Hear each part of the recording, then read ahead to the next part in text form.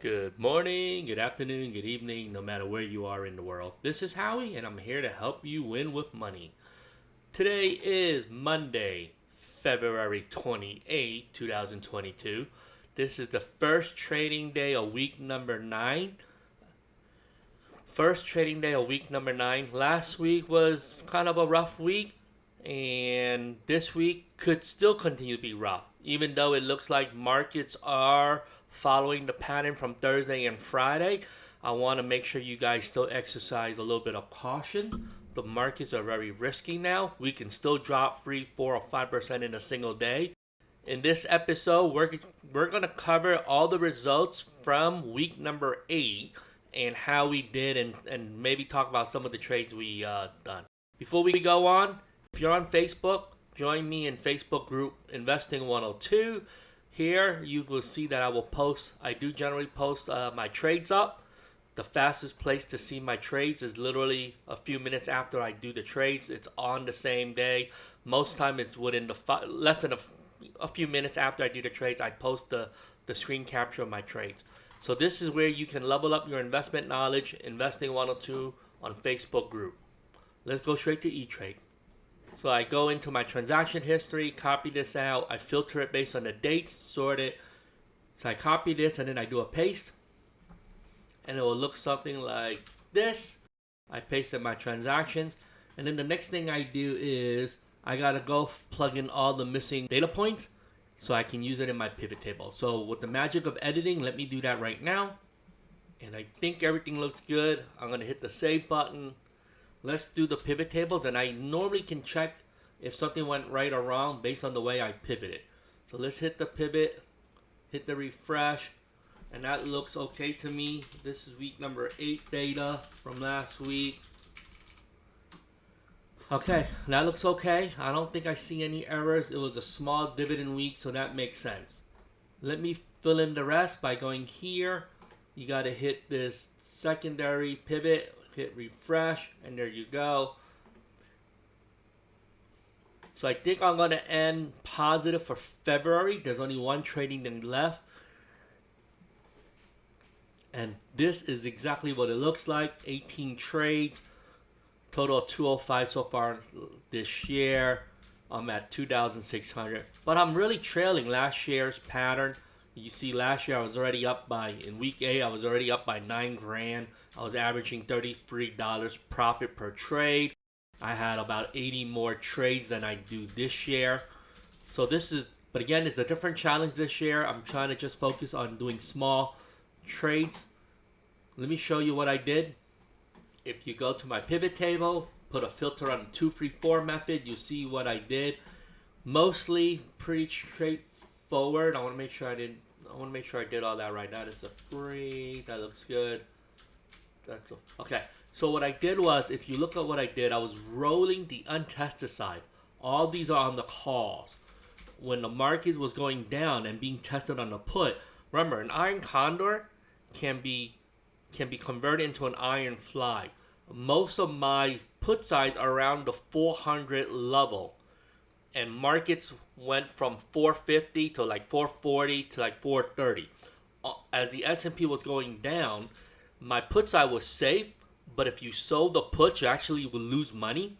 So what I ended up doing was I'm collecting some premium up front, and I'll show you what I mean. If you just look at this, I collected $110 premium from rolling the call side downward.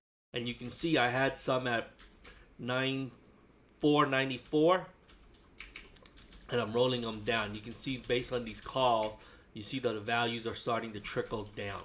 So that's what I did. I don't know how this is going to end. Now, the markets, the last 3 days, Thursday, Friday, and today on Monday, the markets are trending green. I don't really need green. I like it green. If it's flat or sort of range bound within a plus or minus 2% every day and it goes just back and forth, that will help me. That will help me make some money with some of these March 18 and March 31s. The April 14, I can still lose money on that. What I want to do now is position my put side to around 360 or 370 on the put side.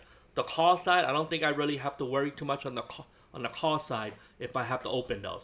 But I'm gonna play it a lot more conservative with this war stuff happening. So we'll see how we're gonna. Like I said, I'm not gonna tell you what I'm gonna do yet until I make that trade. But for right now, that's what I'm keeping an eye on. Let's look at some other trades besides the 234 method. So I changed the filter, just put it on Visa only, and let's talk about what we did. Remember, this is week 8. If you look at what I did, I closed this particular Iron Condor, and it cost me $107 to close. It had 24 days remaining. I collected about I paid 54 cents per contract. Now you're saying, how did you make money? Well, when I opened this one several weeks ago, I probably collected about 98 cents or $1 or $1.10 or something like that. You see, I closed this one and I opened a new one. Here you see I collected $1.18. And if you look at this, it will show you that. I collected $2.36 up front. So if you look at the combination, it's net difference of $1.29. Again, so you close one set, open a new set. The only difference is with my new set, I rolled this down a little bit cheaper. So this was a 185 put. My new one's a 180 put. The call are roughly the same. So I added $5 safety protection on the put side. Again, I'm just hoping that Visa will stay range bound. Generally speaking, in VOR, people still use their credit cards. They still use the same tools that they were using when they were paying their bills. I did a video earlier this week about how I rolled my Marvell technology. And here I'm just going to talk about it really quick. Basically what I did this week is, and this is week 8, I rolled up and out. That's all I'm doing. And you'll see this one lost me money. It cost me $210 to roll this one up and out. Actually, this one is actually coded wrong. This one should just say roll up. I didn't roll the time frame out. If you look at the date, it's still a January 20, and I moved it from a 47 to a 50. So that's technically just rolling up.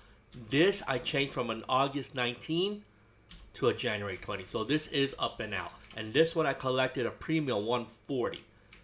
So I like to track these things because you can see that when you pair it up, I only lost $70, but in net gain, I gained $500 here if it goes above 75, and I automatically gain $300 here. Now, the only risk is if Marvell Tech goes downwards, under $50. So that's really the risk. I'm actually deep in the money in this one, so I don't think there's a lot of risk for me here. Next trade, I put a filter on Under Armour, UA. Nothing fancy here. This February 25th was going to expire close to worthless. Now what was surprising is, look at the date I did this trade. I did this date on, so this actually cost me 10 cents, which is crazy because there's no way Under Armour would expire in the money. And I may had a limit order out there and it executed prior to the end of the business day. But I just rolled it out and I collected the difference, which is $30. But what's crazy is this option was expiring on that day. This should have only cost me like $1 or $2, but I guess there wasn't enough volume, so I obviously paid way more than I wanted. But again, I'm using a limit order and I leave these things out there. But that's what happened. I wanted to talk about that, and let's see if there's anything else left to talk about. So the last trade I want to talk about is SoFi. You can see that I did roll down and out on several of my SoFi. And again, SoFi touched single digits in their shares. These are covered calls. So I needed to collect some premiums, and I'll show you that right here. I only collected $34 and more options premium. Now the other good thing is on Thursday, SoFi looked like it bottomed out. I think it touched $8.80 something cents, and it's on its way up now. It's bouncing up. And we'll go back to Yahoo Finance real quick, and I'll show you what I mean. If you punch in SoFi's ticker, SoFi is now at 1161. If you look at the 5-day chart, there are people who got it in at under $8 down here, which I thought it was under $8. I think it is. Right here, you see that? I think it did touch $8. I'm not sure why it's not showing it up properly here. And if you look at the 1 month chart, so I do know people who got in, they've been averaging down. I already think I have enough so far. I'm not going to add any more. I'm probably going to wait a few more months to see what happens, but I'm going to continue writing cover calls. If this bottom and it's showing, if this start trending upwards, I need to start rolling my cover calls up and out, not rolling down anymore. Because what happened is, I'll back this up. If this thing was a $20 share, I don't want to be writing cover calls at $11 or $12 anymore because it's going to break through it. So I need to start getting ahead of this rebound. If this is truly the bottom and it's going to start going up in the next year or two, I need to start rolling my cover calls up. And I have some at $14, some of them 15, 16. I need to start getting ahead of it, collect some premium, and moving the strike price up. With that being said, hey, let me know how you're doing this year in trading options. If you're doing well, that'll be great. If not, let me know what type of videos you would need to see. Drop a comment below. Give me a thumbs up. Subscribe. Don't forget, let's do this together. Let's do this $1 at a time. As always, have a profitable day. Bye-bye.